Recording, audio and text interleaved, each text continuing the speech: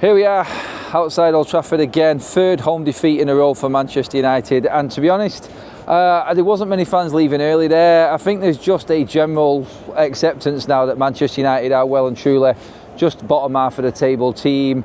I think everybody in there today at Old Trafford expected what happened against Newcastle, a better organised side that just know what they're doing against a team that really has not got a clue. United are officially in a relegation fight because we will lose to Liverpool next week, and then we'll probably go out to the FA Cup to Arsenal because we're just not ready. We're a team that's just not prepared to play Ruben Amorim ball. We're not prepared to play his system or his style, and the effort is just simply not there. Again, crosses into the box to kick things off. Manchester United conceding goals early. It's the same story every single week.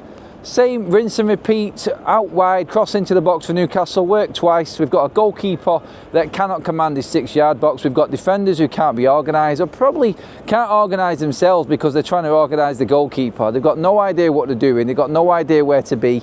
And it was just simple for Newcastle. Gordon down the left-hand side twice, cross into the box, into the 6-yard box, free header for Joe Linton, free header for Isaac. Simple. Newcastle at a canter. United showed a little bit of heart, showed a little bit of something in the second half because Ruben Amorim, about halfway through the first half, had to make a drastic change in bringing Xerxes off, who was appalling. But just on that, the United fans that were clapping and cheering and booing Joshua Xerxes off the pitch really need to give your heads a bit of a wobble, to be honest. That was a disgrace, and you really do need to have a long look in the mirror if that's how you're going to treat Manchester United players that have just arrived. This is a lad who is in his early 20s, who has come in, not his fault, he's brought in by Manchester United, and to cheer him off and boo him off was an absolute disgrace. It's not on, and you know what, he was the whipping boy. And then Manchester United with 5 in the middle, so it went into a 4-5-1 with Kobbie Mainoo coming in just to show things up because Tonali had the freedom of Old Trafford, and it worked for a bit. United were solid and we held our own without creating anything though, and that's the problem. There were some chances there for Manchester United. Højlund in the first half just wide. Casemiro inexplicably takes the ball first time after being given a gift by Trippier. Mainoo played him in. He's then got the front to actually turn around to Mainoo and have a shout at him saying that the ball was crap. It wasn't. It was poor finishing. And that is the problem with United. We are as good at the back as we are up front. Shit. We don't score goals, we can't defend set pieces, we can't defend in general. That's 8 goals conceded in the last 3 home games, only 2 goals scored, 3 defeats in a row, going to Anfield in that form, out of the Carabao Cup, in between that against Spurs. God knows how we beat Manchester City, but honestly this team right now I think is done. I just don't think under Amorim they can even, I don't think they can even grasp what he wants them to do on the training ground, because on the pitch they look like lost souls. They really do. And you know what? You can look at each one of them. A team performance there was what I said at half time, because everybody was shit. And that's what it was. It was a team, for me, that already knew before they walked on the pitch that they were going to get beat. It was a team that knew that Newcastle were better, stronger in midfield, more athletic. They just wanted it, they had more desire, and you could tell. And do you know what, actually on that, I've not give credit to Newcastle yet, but well organised side. Isaac is a brilliant centre forward, Gordon is an absolute will beater on the wing, Joe Linton and Gimenez bossed that midfield and just gave the room to Tonali to absolutely run the show against Manchester United there. So that really was a United side going into that without 2 key players in Bruno and Agate. They're giving up before we got going, and that's why we conceded so early and the game was over. Newcastle at a canter in the second half, pretty much did what they wanted, and that was it. Job done for Manchester United. Unfortunately, now well and truly in that relegation fight. In terms of Marcus Rashford being in the matchday squad again, that's another headline that will probably make the pages. Everybody comes on in front of him. I think Ruben Amorim, even listening to him on MUTV, just on the walkways inside the stadium, he was asked about Rashford being back and how he can use him, and he's excited to actually have him back in the side. It was simple. He didn't want to talk about him, didn't want to mention his name. He completely switched across to another topic as soon as he was asked about Rashford. Kind of shows that he's done and dusted. And again, I'll go back to saying it, Marcus Rashford, the most senior player at Manchester United, sat on the bench today, not getting on the pitch, not getting any minutes. Absolutely disgrace to this Manchester United side, and that says everything you need to know.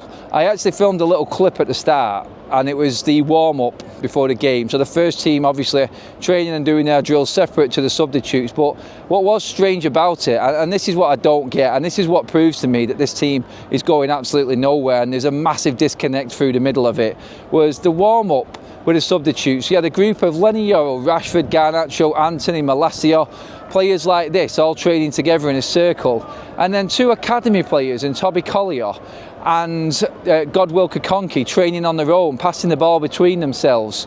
Manchester United's senior players in that bigger group laughing, joking around, chasing each other, kicking each other, joking, like, do you know what I mean? Like, you know, yeah, they're not playing, and they probably don't need to be as alive as the first team players, but do you know what? It's that phrase again, innit? Read the room. You're in front of all the Manchester United fans that haven't seen a home win in God knows how long, that are in the bottom half of the table, and you're joking and laughing around before the game. And you've got two academy players who don't get any minutes actually taking it seriously and just passing the ball between themselves before the kick-off. They're an absolute joke, this team, and you can see who the problems are. You can see them an absolute mile off. I think this team have down tools. I don't think we're ever going to get a result under Amorim. I think they've seen exactly what he's about. I think they've hoped that they could get their own way out of him again. They are pretty much doing exactly what they did to Ralph Rangnick when he had his chance. Came in, we've seen a little bit of something in his first game, showing signs of a system being put in place, a high press, players being on board with it, and then it went. And he just got thrown under the bus completely by the players. This is exactly the same as what Ralph Rangnick was doing when he was in charge of Manchester United.